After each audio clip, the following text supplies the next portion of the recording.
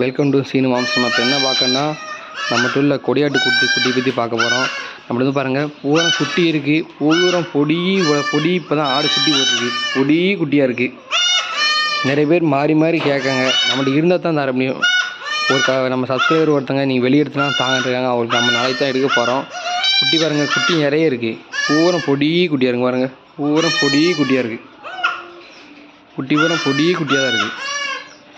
கொஞ்சம் திறந்த குட்டி தான் உங்களுக்கு கரெக்டாக இருக்கும். பூரா பால்குடி குட்டி. இந்த குட்டியும் ஒருத்தங்க கேட்டாங்க, பால்குடி குட்டி இருந்தாலும் பரவாயில்ல தாங்கணும். இதெல்லாம் நீங்கள் வாங்கிட்டு போய் வளர்க்க முடியாது. இது பாருங்கள், இந்த கொலைக்கடிக்கு இது பாருங்கள், ரொம்ப குட்டி தான். இது பூரா நிறைய பொட்டைக்குட்டியாக இருக்குது. கடைக்குட்டியில் பொட்டைக்குட்டியாக இருக்குது. இது பாருங்கள், குட்டி தான். இந்த மாதிரி குட்டிலாம் ரொம்ப குட்டிலாம் வாங்கி நீங்கள் வந்து கரெக்டாக வளர்க்க முடியாது.